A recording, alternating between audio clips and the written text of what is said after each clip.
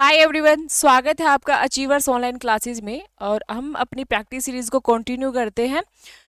तो पहला क्वेश्चन आपका रहेगा, इसमें हम थोड़ा मेडिवल और फिर थोड़ा मॉडर्न डिस्कस करेंगे। विजयनगर के संदर्भ में निम्नलिखित कथनों में से कौन सा सही नहीं है। आपसे पूछा कौन सा सही नहीं है। तुलु वंश के पश्चात अराविडु वंश की स्थापना हुई थी, क्या ये सही है? बिल्कुल। पहले संगम वंश आता है, संगम के बाद सुलु वंश, सुलु के बाद तुलु वंश, और तुलु वंश के बाद आता है अराविडु या अराविदु वंश। ठीक है, तो ये राइट है। राक्षसी तंगड़ी के युद्ध में विजयनगर की पराजय हुई, बिल्कुल सही है। राक्षसी तंगड़ी का युद्ध है जो किस किस के बीच होता है। विजयनगर अकेला था एक तरफ, और जो दूसरी तरफ टीम थी वो कौन थे? उसमें अहमदनगर था, बीजापुर था और गोलकुंडा था। ये चीज याद रखनी है कि बरार इनके साथ नहीं था, बरार इनके साथ सम्मिलित नहीं हुआ था। और इसमें क्या हुआ था? विजयनगर की पराजय हुई थी, ये तीनों जीत गए थे। इस युद्ध को तालीकोटा का युद्ध भी बोला जाता है। विजयनगर में दक्कन के सुल्तानों को अश्वपति या राय को नरपति कहकर संबोधित किया जाता था। बिल्कुल, जो विजयनगर के दक्कन में सुल्तानों को अश्वपति और जो राय थे उनको नरपति कहकर संबोधित किया जाता था। ये भी ठीक है। कृष्ण देव राय ने अमुक्तमाल्याद माल्याद की रचना की थी। ठीक है, सीधा ये पूछा जाता है जो कृष्ण देव राय है उसने किसकी रचना की है?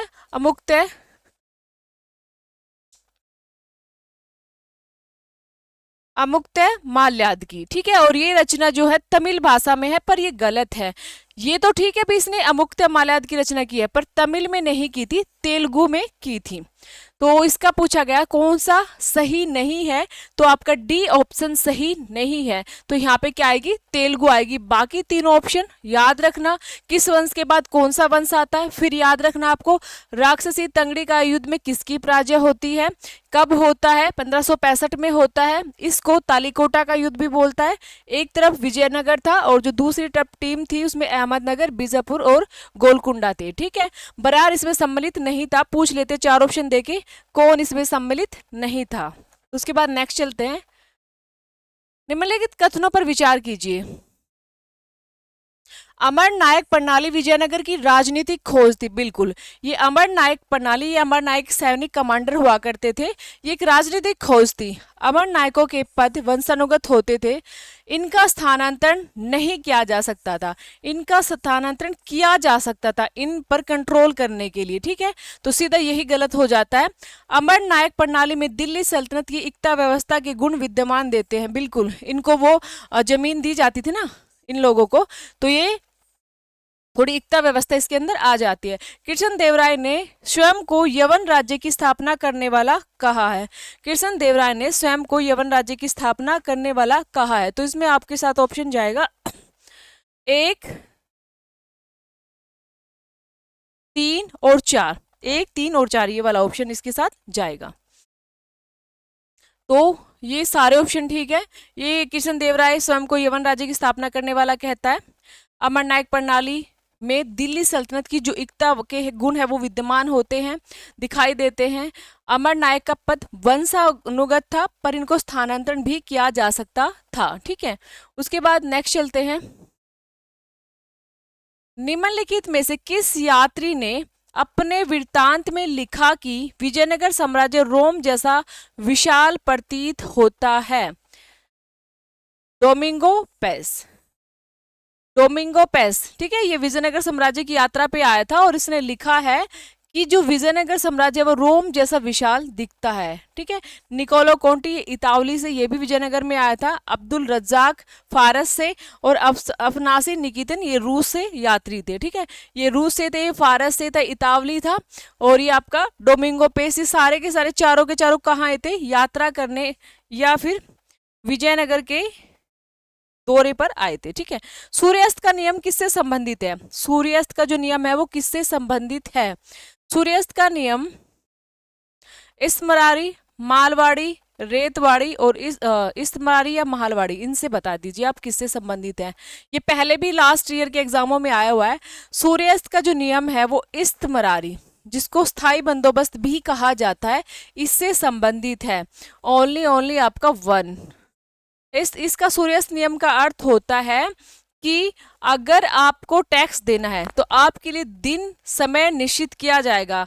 अगर आप सूर्यास्त होने से पहले, ये मतलब अगला दिन आने से पहले जो भी टैक्स है वो नहीं देते हैं तो जमींदारों की जमीन, मतलब ये जो नियम आया था किसानों के लिए नहीं था, जिन जमींदारों को जमीन दी जाती थी तो उन जमींदारों की जमीनें नीलाम कर दी जाती थी। ठीक है, तो ये याद रखना है।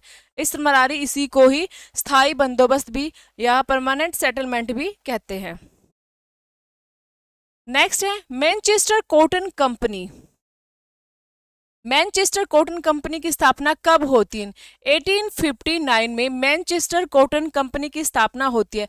पहले तो इन्होंने कपास संघ बनाया था एक, ठीक है, कपास आपूर्ति संघ, किनके द्वारा? लंदन में अंग्रेजों के द्वारा बनाया गया था, वो 1857 में बनाया गया था। उसके बाद फिर उन्होंने मैनचेस्टर कॉटन कंपनी बनाई थी, वो 59 में बनाई थी। नेक्स्ट है इस्तेमरारी बंदोबस्त के संदर्भ में निम्नलिखित कथनों पर विचार कीजिए। यह व्यवस्था, अब ये जो हमने पढ़ा ना सूर्यास्त नियम वाला, वही है ये इस्तेमरारी बंदोबस्त। तो यह व्यवस्था कॉर्नवालिस के समय में बंगाल और आसपास के क्षेत्रों में लागू हुई थी, तो ये ठीक है। जमींदार को भूमि के स्थायी अधिकार प्रदान किए गए थे। देखो, इनको अधिकार जरूर थे पर स्थायी अधिकार नहीं थे कि ये अधिकार तुम्हें सदा ही रहेंगे। आपको अभी अभी हमने पढ़ा कि अगर ये टैक्स नहीं देते थे तो जमीनें भी नीलाम कर दी जाती थी, इनसे जमीनें भी छीन ली जाती थी, तो ये वाला नहीं है। और ये कुछ टाइम के लिए इनसे 20 साल, 10 साल, 30 साल ऐसे जमीन दे दी जाती थी। जमीन एक कोहे, इसका संबंध किससे है? संथाल, ठीक है, संथाल परगना से। जो ये संथाली थे, ठीक है, जनजाति थी संथाल, इनको जमीन दी गई थी और भाई तुम तलहटी में जाके कृषि करो, वहां पे जमीन को जोतो, कृषि करो, तो इनको परमानेंट जमीन दे दी गई थी। उस जमीन को दमीन एक हो कहा गया था। ठीक है, सूची 1 को सूची 2 से आपको सम्मिलित करना है। सूची 1 को सूची 2 से सम्मिलित करना है। देखिए, सम्मिलित कीजिए एक बार।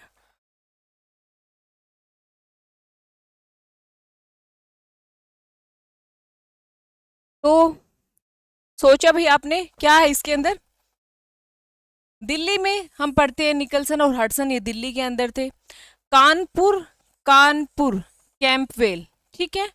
झांसी ह्यूरोज, इलाहाबाद कर्नल नील इसके अंदर है। ठीक है, तो दिल्ली में निकलसन है, तो ए का फर्स्ट जहां भी है तो इन दो में है, आप इन दो को कट कर दीजिए, इन वालों को कट और ए और बी को मैच कीजिए। उसके बाद कानपुर कैंपवेल, बी का थर्ड होना चाहिए, तो राइट आंसर है। उसके बाद आगे चलते झांसी फिरोज और आपका इलाहाबाद कर्नल नील। ठीक है, तो ये आपका राइट जा रहा है। अखिल भारतीय जनगणना की शुरुआत कब हुई थी? अखिल भारतीय जनगणना की शुरुआत जो है 1872 में हुई थी। नियमित रूप से जो 10वीं जनगणना हुई थी वो 1881 में हुई थी। ठीक है, अगर पूछे अखिल भारतीय जनगणना की शुरुआत पूछे तो 1872 में, अगर पूछे नियमित 10 साल में जो जनगणना होती है वो कब से शुरू हुई थी, वो 1881 में हुई थी। सूची 1 को सूची 2 से सम्मिलित करना है। पणजी, मछलीपट्टनम, मद्रास, पांडिचेरी। पणजी, मछलीपट्टनम आप डच के पास जाइए सीधा, मद्रास जहां भी आएगा आप अंग्रेजों के पास जाइए, पांडिचेरी पुदुचेरी फ्रांस के पास जाइए, पणजी बचा तो आपका पुर्तगाली है। ठीक है, तो ये हम देखते हैं पणजी का फर्स्ट, फर्स्ट का फर्स्ट दो में है, दो में है तो हम इन दो को कट कर देते हैं। उसके बाद मछलीपट्टनम बी का फोर्थ है, बी का फोर्थ कहाँ है भाई, ये रहा। तो जो राइट आंसर है आपका ये जा रहा है, उसमें फिर आप देख लीजिए कि फिर थर्ड है आपका, थर्ड का थर्ड है। ओके, और उसके बाद पांडिचेरी। ठीक है, राइट आंसर आपका बी है। निम्नलिखित में से किस गवर्नर जनरल ने नगर नियोजन की आवश्यकता पर एक प्रशासकीय आदेश जारी किया था? नगर नियोजन की आवश्यकता पर एक प्रशासकीय आदेश जारी किया गया था वेल्जली के द्वारा। वेल्जली ने नगर नियोजन की आवश्यकता पर एक प्रशासकीय आदेश जारी किया था। अंग्रेजों द्वारा कलकत्ता के स्थान पर दिल्ली को राजधानी कब बनाया गया था? तो अंग्रेजों ने कलकत्ता के स्थान पर जो दिल्ली को राजधानी बनाया वो 1911 में बनाया था। मतलब बाद में फिर 1912 में कंप्लीटली हो गया था। बम्बई, मद्रास और कलकत्ता विश्वविद्यालय की स्थापना 1857 में होती है। जो कलकत्ता है, मद्रास है और बम्बई, इन तीनों में विश्वविद्यालय की जो स्थापना होती है वो कब होती है? वो 1857 के अंदर होती है। ठीक है, नेक्स्ट है, पहली स्पिनिंग व्हील और वीविंग मिल की स्थापना कहाँ और कब की गई है? बम्बई 1857 में। पहली स्पिनिंग व्हील और वीविंग मिल की जो स्थापना है वो बम्बई 1857 में की गई थी।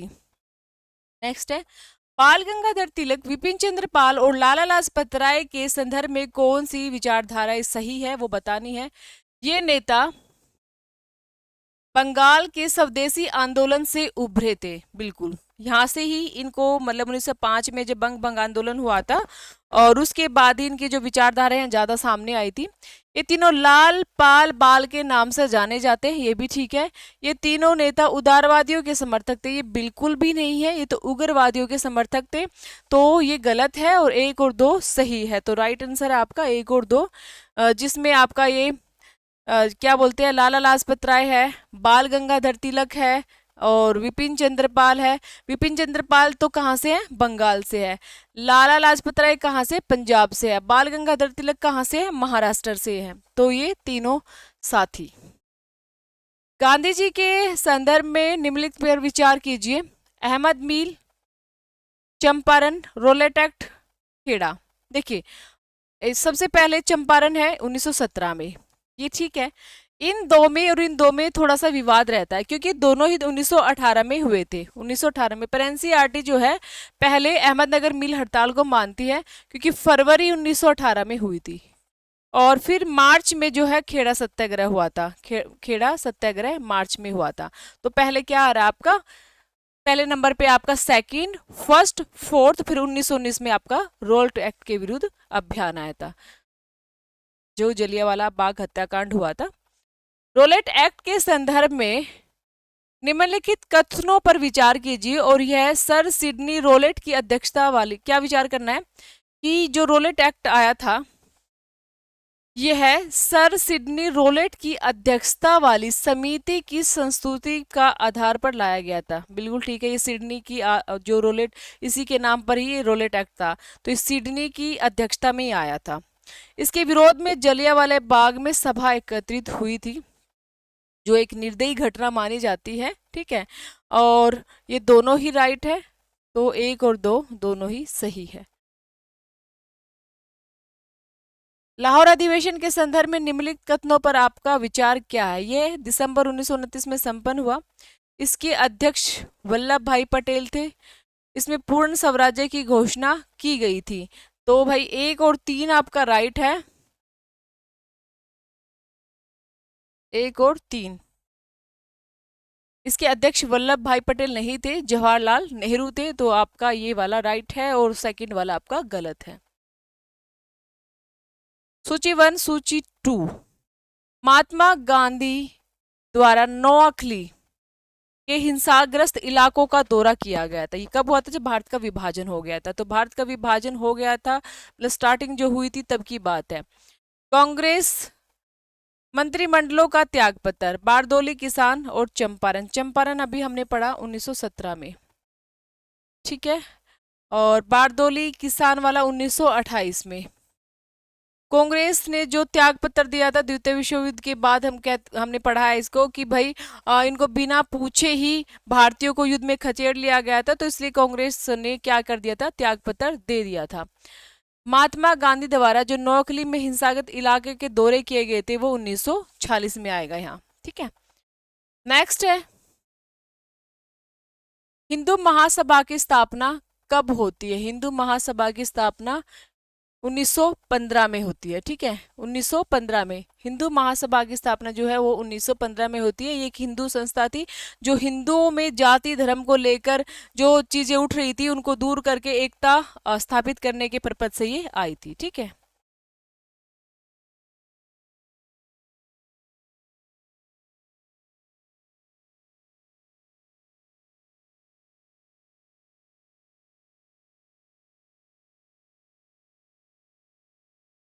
उसके बाद लखनऊ समझौते के संदर्भ में निम्नलिखित कथनों पर विचार कीजिए। जो लखनऊ समझौता हुआ था 1916 में, इस पर विचार कीजिए। यह 1916 में संपन्न हुआ था, बिल्कुल ठीक है। इसके तहत कांग्रेस ने मुस्लिम के पृथक चुनाव क्षेत्रों को स्वीकार कर लिया था, बिल्कुल ये भी ठीक है। समझौते में कांग्रेस मध्यम वर्गीय, उग्रपंथियों और मुस्लिम लीग के लिए एक संयुक्त राजनीति मंच प्रदान किया था, ये भी बिल्कुल सही है। तो तीनों ही राइट है भैया आपका। तो एक दो तीन। नेहरू ने संविधान सभा के समक्ष उद्देश्य प्रस्ताव कब रखा था? नेहरू ने संविधान सभा के समक्ष 13 दिसंबर 1946 को प्रस्ताव रखा था, ठीक है। आगे चलते हैं। निम्नलिखित पर विचार कीजिए। 1919 1935 दो एक्ट आपको दिए गए हैं। 1919 में कार्यपालिका को आंशिक रूप से प्रांतीय विधायिका के प्रति उत्तरदायी बनाया गया था, ये बिल्कुल सही है। 1935 में कार्यपालिका को लगभग पूरी तरह से विधायिका के प्रति उत्तरदायी बना दिया गया था, ठीक है। तो भारतीयों की बार बार मांग और प्रांतीय सरकार में भारतीयों की भागीदारी बढ़ाने के लिए कि हमें भी उसमें जाना है, तो उनके लिए जो भी कानून आ रहे थे, पहले 1909 का, 1919 का, 1935 का आया था, तो इसमें धीरे धीरे जो है भागीदारी बढ़ा रहे थे। पहले 1919 में कार्यपालिका को आंशिक रूप से प्रांतीय विधायिका के प्रति उत्तरदायी बनाया गया था और 35 में लगभग पूरी तरह से ही इसके प्रति उत्तरदायी बना दिया गया था, ठीक है। आगे चलते हैं। तो इसमें दोनों आएंगे, एक और दो, दोनों। नेक्स्ट चलते हैं। क्रिस्टोफर कोलंबस कहाँ का निवासी था? भाई ये जिनेवा का था। कहाँ का था? ये जिनेवा का निवासी था। क्रिस्टोफर कोलंबस जिसने अमेरिका की खोज की थी वो जिनेवा का निवासी था। चित्तौड़ का कीर्ति स्तंभ किसने बनाया था? राणा कुंभा ने। चित्तौड़ का कीर्ति स्तंभ राणा कुंभा के द्वारा बनाया गया था। ये हमने कर लिया था, सुबह भी रिपीट हुआ था क्वेश्चन। गुलाम तुगलक, ये आपको पता है कि सबसे पहले कौन सा आता है? गुलाम वंश, ठीक है। फिर खिलजी वंश आएगा, फिर उसके बाद तुगलक वंश आएगा, फिर सैयद वंश आएगा, ठीक है, और लास्ट में लोधी वंश आएगा। तो ये हमने कंप्लीट कर लिया था। सिकंदर लोधी, हाँ ये भी हो गया था कि उसने 1506 में आगरा को राजधानी बनाया था और फिर उसको आगरा नगर बसाया था और फिर 2 साल बाद उसको राजधानी बना लिया था। यहाँ तक हो चुका था। आगे चलते हैं। अरेबेस्ट, अरेबेस्ट निम्नलिखित में से किससे संबंधित है? ये सजावट पद्धति है, सजावट पद्धति है और इसमें पूरी तरह से जो है ज्यामितीय फूलों की विधि, ये पूरी तरह से नक्काशी वगैरह इसके अंदर आती है। तो अरेबेस्ट क्या है? एक सजावट पद्धति है। खानका निम्नलिखित में से किससे संबंधित है? बौद्ध धर्म से, सूफी से, जैन से कि हिंदू से? तो खानका जो है वो बौद्ध आश्रम से संबंधित है। क्या मतलब है अभी इसका खानका का? सॉरी सॉरी सॉरी, खानका सूफी, सूफी आश्रम से। खानका में कौन रहते थे? जो चिश्ती संप्रदाय थे, जो 12 चिश्ती सिलसिले रहे हैं, ठीक है। हर सिलसिले चिश्ती का अपना एक, हर सूफी सिलसिले का अपना 12 सूफी सिलसिले थे, नॉट चिश्ती, उनमें से चिश्ती एक था। तो 12 सूफी सिलसिले थे। उन 12 सूफी सिलसिलों में सब अपने अपना एक प्रधान हुआ करता था, एक मेन सूफी संत हुआ करता था जिसको पीर कहते थे, जो अपने सिलसिले को चलाया करता था उसको पीर कहते थे। पीर अपने शिष्य, शिष्य को मुरीद कहा गया था। तो पीर अपने शिष्यों के साथ वहां पे रहा करता था, जिसको खानका कहते थे। वो एक खानका आश्रम बोला गया है। सूची 1 को सूची 2 से आपको मिलाना है। बाशरा, बेशरा, मुतांजिला, हनीफी धारा। देखिए सबसे मेन आपको याद रखना एक तो बाशरा और बेशरा। बाशरा जो इस्लामी कानून को मानता है, और बेशरा जो इस्लामी कानूनों को नहीं मानता है। भाई ये तो पक्का बेशरम है जो इस्लामी कानून को नहीं मान रहा है, और बाशरा ये फिर भी ठीक है, इस्लामी कानूनों को मान रहा है। तो ए का 2 और बी का 3, ए का 2 और बी का 3 जिसमें भी है आप उसी के साथ चले जाइएगा, ठीक है। फिर भी आगे थोड़ा सा और देख लेते हैं हम। हनीफी धारा सार इस्लामिक जगत में सबसे जो उदारवादी धारा है वो हनीफी धारा है, ठीक है। मुतांजिला होता है बुद्धिवादी दर्शन, मुतांजिला होता है बुद्धिवादी दर्शन, ठीक है। ये हो गया आपका। नेक्स्ट चलते हैं।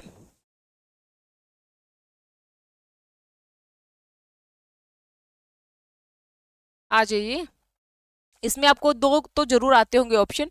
एक तो गुलबदन बेगम, हुमायूं नामा, ठीक है। औरंगजेब, फतवाए आलमगिरी, ठीक है। और आपका अब्दुल वहीद बिलग्रामी, हकीके हिंदी, नक्शबी, कोक शास्त्र, ठीक है। तो मिलान करने में जो अब्दुल वहीद बेग्रामी है ये हकीके हिंदी, नक्शबी है वो कोक शास्त्रा है, औरंगजेब है वो फतवा आलमगिरी है बुक, गुलबदन बेगम की हुमायूं नामा इनकी क्या है कोक शास्त्र, अब्दुल वहीद बिलग्रामी की हकीके हिंदी। तो चारों ऑप्शन आपको 1 2 3 वाला ही मिल रहा है, 1 2 3 4। अब मिलान करना है भाई कौन कहाँ से संबंधित है। गुरु नानक सीधा पंजाब से आते हैं, और रामानंद जो है यूपी से है, त्याग, और नामदेव जो है वो आपके महाराष्ट्र से है, और नरसिंह मेहता जो आपके गुजरात से है। तो आपका ऑप्शन क्या जाने वाला है, गुरु नानक, डी का 4 जहां भी है 2 में है डी का 4। फिर आप आ जाओ बी का थर्ड, बी का थर्ड कहाँ है, डी का 4 और बी का थर्ड इसमें है, सी ऑप्शन जाएगा आपका। और पहले वाले का सेकंड और दूसरे वाले का फर्स्ट, ठीक है। नाम महाराष्ट्र, वो इसका नाम बहुत महान है, महाराष्ट्र, ठीक है। राम है हमारे यूपी से, अयोध्या से रामानंद, ऐसे करके आप याद कर लेना। नरसिंह मेहता जो है मेहता गुजरात से हैं, मेहता जी हैं जो गुजरात में रहते हैं, ठीक है। ऐसे आपको याद आ जाएगा। अमीर खुसरो के बारे में आप कुछ बताइए, विचार अपने जो हमने पूछा है उनके बारे में डिस्कस कीजिए। तो जो अमीर खुसरो है इन्हें सितार का इजाद करने का मतलब सितार का आविष्कार करने का श्रेय इन्हीं को जाता है, तो बिल्कुल राइट है। इनको तबला का जो बोलते हैं आविष्कार करने का भी श्रेय जाता है, जी बिल्कुल ठीक है। इसमें अरबी फारसी मूल के राग एमन और घोर को भारतीय संगीत में शामिल किया गया था। इसने क्या किया था, जो अरबी और फारसी में राग है जिसको एमन कहा और घोर कहा गया, इन दोनों रागों को भारतीय संगीत में इसने शामिल किया था। एमन को और घोर को, जो भी इनके संगीत के राग के ये नाम है उनको इसने इसमें शामिल किया था। यहाँ तक ये होता है 1 2 3। इसको जो अमीर खुसरो है इसको नायक की भी उपाधि मिली हुई है, नायक नाम से भी इसको जाना जाता है। और अमीर खुसरो को आपने पता ही है कि निजामुद्दीन औलिया इनके गुरु रहे थे। ये निजामुद्दीन औलिया के सारे जो संगीत होते थे उनमें जाया करता था, उनको बहुत ही मान सम्मान करता था, वो इतना प्यार करता था कि निजामुद्दीन औलिया की मृत्यु के बाद अगले दिन ही बाद ये मर गया था। और इसकी भी कब्र वहीं पर है जहाँ निजामुद्दीन औलिया की है।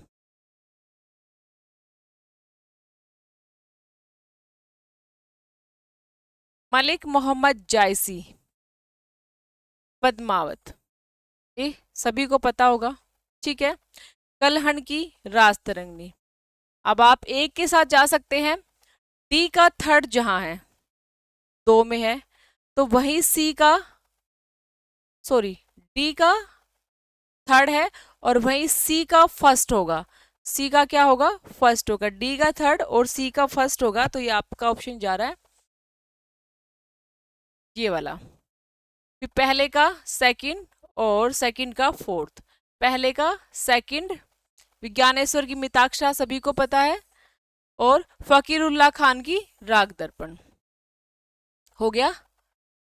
देखिए कलहण की राजतरंगिणी है, मलिक जायसी की पद्मावत है, विज्ञानेश्वर की मिताक्षरा है, और फकीरुल्लाह खान की जो बुक है वो है राग दर्पण। नेक्स्ट चलते हैं। शेरशाह के प्रशासनिक व्यवस्था के संदर्भ में निम्नलिखित कथनों पर विचार करना है। जो परगना है, सिकदार है, इनके अधिकार में था। परगना सिकदार के अधिकार में था। जो सिकदार होते थे वो परगने के हेड होते थे, मतलब सिकदार परगने के हेड है तो परगना के जो हेड है वो सिकदार है, ठीक है। तो परगना जो है वो सिकदार के अधिकार में होता था, ये ठीक है। मुंसिफ भू राजस्व की वसूली की देखरेख करता था। अब पूछे शेरशाह सूरी के काल में भू राजस्व की वसूली कौन करता था, तो वो मुंसिफ करता था। शेरशाह ने सोने, चांदी और तांबे के सिक्के भी चलाए हैं, तो ये भी राइट है। नेक्स्ट है इनकी भाई, इनके मकबरे पूछे गए हैं, किसका मकबरा कहाँ है, तो शेरशाह का तो सीधा सीधा सासाराम में आ जाता है, ठीक है। और ये चीज याद, एक दो पॉइंट आपको याद मिलते हैं फिर मिलते चले जाते हैं। अकबर का सीधा सीधा सिकंदरा में आ जाता है, और जहांगीर का आपका पता है लाहौर में है, और हुमायूं का आपका दिल्ली में है, ठीक है। हुमायूं दिल्ली में, और शेरशाह जो है वो डिटेल बताने का बच्चा अभी टाइम नहीं है, तो अभी कुछ क्वेश्चन ऐसे हैं जो एग्जाम में आ जाते हैं, तो उनको थोड़ा सा माइंड में रखना कि मकबरे पूछे जाए, किसका मकबरा कहाँ है, मिलान करने में पूछा जाए, तो वो आप थोड़ा सा याद रखिए। शेरशाह का सासाराम में, जहांगीर का लाहौर में, अकबर का सिकंदरा में, और हुमायूं का दिल्ली में हमने पढ़ लिया। अकबर की भू राजस्व नीति के संदर्भ में आप अपने कुछ विचार बताइए। राजस्व निर्धारण जो प्रणाली है, एक मिनट, कंप्लीट नहीं दिया क्या, स्ट्रेक हो गया। राजस्व निर्धारण की प्रणाली को जब्ती कहा जाता है, ठीक है। पटाई या गल्ला बक्सी राजस्व निर्धारण की अन्य प्रणाली है, बिल्कुल ठीक है। राजस्व निर्धारण की एक प्रणाली नस्क भी है, और कारोरी भू राजस्व की वसूली करने वाला अधिकारी था, ये भी ठीक है। इसके जो नीचे का ऑप्शन है वो कटा हुआ है, तो ये सारे ही ऑप्शन राइट हैं। अकबर की जो भू राजस्व प्रणाली है, राजस्व निर्धारण की प्रणाली को जब्ती कहा जाता है। तो जब्ती आपसे पूछा है, जब्ती क्या है, राजस्व निर्धारण करने की प्रणाली, ठीक है। पटाई और गल्ला बक्सी राजस्व निर्धारण की अन्य प्रणाली है, ये भी ठीक है। राजस्व निर्धारण की एक प्रणाली नस्क भी है, ये भी ठीक है। कारोरी जो है वो भू राजस्व की वसूली करने वाला अधिकारी है, तो ऑप्शन 1, 2, 3, 4 चारों ही राइट है। मुगल काल में भूमि की जो स्थिति के आधार पर प्रचलित नाम के संदर्भ में सूची 1 सूची 2 को सम्मिलित कीजिए। देखिए, ये भूमि बहुत बार पूछी जाती है। नियमित रूप से कृषि करने वाली जो भूमि होती है वो पोलज होती है। जो रेगुलर कृषि होती है हर 6 महीने साल भर में, वो उस भूमि को पोलज कहते हैं। 1 या 2 वर्ष के जो लिए खाली छोड़ने वाली भूमि को पड़ती कहते हैं। 2 या 3 वर्ष के पड़ती, 2 या 3 कितने हो गए, 4 हो गए, 2 या 3 4 हो गए, ठीक है। तो उस भूमि को बोलेंगे चाचर। और 4, 2 से 3, 2 से 3 बोला, 2 या 3 ही, 2 से 3 वर्ष तक। 4 से 5 वर्ष तक इससे अधिक वर्ष वाली भूमि को कहते हैं बंजर। देखिए, जो रेगुलर हम भूमि कर मतलब खेती कर रहे हैं और हर 6 महीने टैक्स दे रहे हैं, साल भर में टैक्स दे रहे हैं, उस भूमि को क्या कह रहे हैं, पोलज, ठीक है, पोलज वाली है। और जो आप 1 या 2 साल, 1 या 2 साल उसकी परत छोड़ देते हैं तो वो पड़ती है। 2 से 3 चाचर है, और 4 से 5 वर्ष में जो अधिक रहती है भाई वो तो फिर बंजर ही है, उसको तो 4 से 5 वर्ष लगा हुआ है। हल्दी घाटी की लड़ाई के संदर्भ में आपको कुछ बातें बतानी है। यह लड़ाई अकबर और राणा प्रताप के बीच लड़ी गई थी। हल्दी घाटी की लड़ाई राणा और अकबर के बीच लड़ी गई थी। इसमें भीलों ने राणा के समर्थन में युद्ध किया था, ये दोनों ही राइट है। राणा ने चावड़, जिसको डूंगरपुर के निकट, को अपनी नई राजधानी बनाया था, ये भी ठीक है। मेवाड़ के अलावा किसी भी अन्य राजपूत राज्य के विरोध का अकबर को सामना नहीं करना पड़ा, ये गलत है। और मारवाड़ का भी करना पड़ा था, राजपूतों का सामना करना पड़ा था उसको, खाली राणा का ही क्यों, ठीक है, तो ये गलत है। और ये तीनों के तीनों ठीक है कि उसने चावड़ को अपनी राजधानी बनाया, भीलों ने राणा का समर्थन किया था, और इन दोनों के बीच की ये लड़ाई है, ठीक है। तो ये कुछ इंपॉर्टेंट क्वेश्चन थे, थोड़े क्वेश्चन और डिस्कस करते हैं अभी।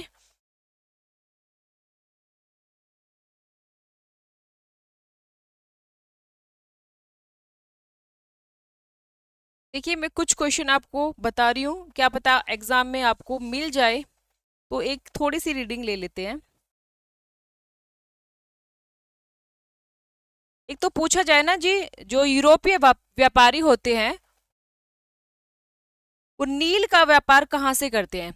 यूरोपीय व्यापारी जो थे वो नील का व्यापार कहाँ से करते थे, तो वो गुजरात से करते थे। कहाँ से करते थे?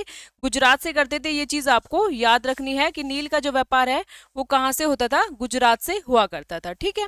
उसके बाद कोरोमंडल से कपड़े का निर्यात होता था। कोरोमंडल है वहां से कपड़े का निर्यात हुआ करता था। और हुगली और बालासोर से कच्चा रेशम और शक्कर का निर्यात होता था। हुगली और बालासोर से कच्चा रेशम और शक्कर का निर्यात हुआ करता था। बिहार से साल्ट पीटर निर्यात किया जाता था। ठीक है। और उसके बाद एक क्वेश्चन और था, जो पित्रादुरा शैली है इसके बारे में पूछा जाता है ना। पित्रादुरा शैली क्या है? संगमर पर अलंकृत सजावट।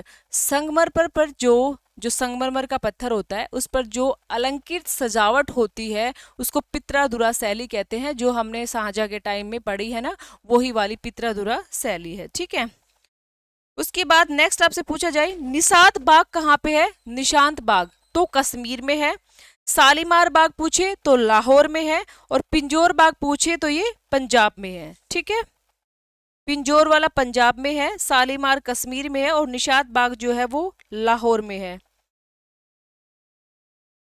एक आपसे पूछा जाए कि मुगल काल में जो संगीत को बहुत पसंद करता था वो कौन था? अकबर पूछे, सबसे ज्यादा संगीत की पुस्तकें पूछी जाए किसके काल में लिखी जाए, तो ये जो संगीत के बारे में टॉपिक आता है ना, और वैसे हमें क्या याद रहेगा कि संगीत तो भाई औरंगजेब बिल्कुल पसंद नहीं करता था।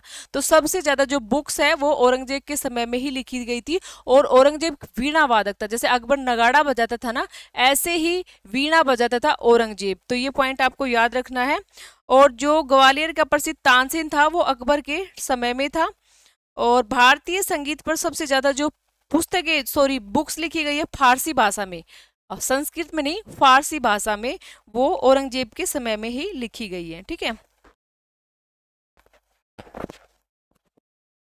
नेक्स्ट है,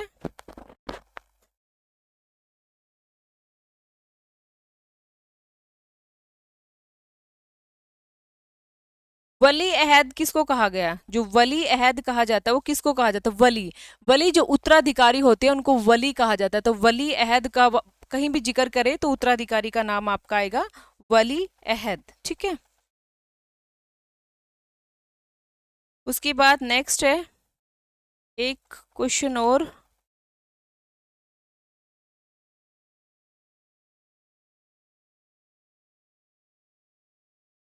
ये आपको पता ही है कि अष्टप्रधान शिवाजी के समय में थे, 8 मंत्रियों का समूह था ये।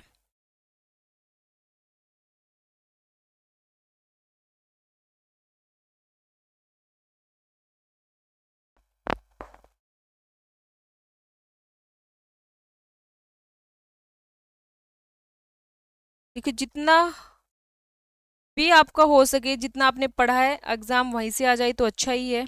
ठीक है। वरना देखो 3-4 क्वेश्चन, 4 से 5, 5 से 7 क्वेश्चन आ जाते हैं जो आपको ऐसा लगता है कि हमने बिल्कुल भी नहीं टच किए हुए हैं। ठीक है। तो उस उनके चक्रों में और क्वेश्चन खराब मत करना, बहुत रिलैक्स होके अपना एग्जाम देना। ठीक है। और क्या भाई, आज के लिए इतना ही है और जितना हो सका हमने पढ़ा। आई होप आपका एग्जाम अच्छा हो। विजयनगर की कैपिटल पूछी जाए आपसे, हम्पी। ठीक है। और इनकी सीरीज पूछी जाए तो वो जरूर आपको याद रखनी है, इनकी सीरीज क्या थी। ठीक है। नौसेना पूछी जाए, नौसेना तो नौसैनिक ये चोलों के पास थी अच्छी खासी नौसेना। और दूसरा नटराज शिव की मूर्ति, काश्य मूर्ति मिली है चतुर्भुज की, वो चोल प्रशासन में ही मिली है। ये पॉइंट आपको याद रखने हैं। और उसके बाद जो है ग्रामीण और स्थानीय प्रशासन तो बार बार याद ही रखना है। चेर चोल पांड्य। ठीक है। पांड्य को मोतियों जो यहाँ से मोती बहुत मिले थे ऐसा मैगस्थनीज ने कहा था, और मोतियों का राज्य इसको कहा गया था। मैगस्थनीज ने इसकी जानकारी हमें दी थी। ठीक है।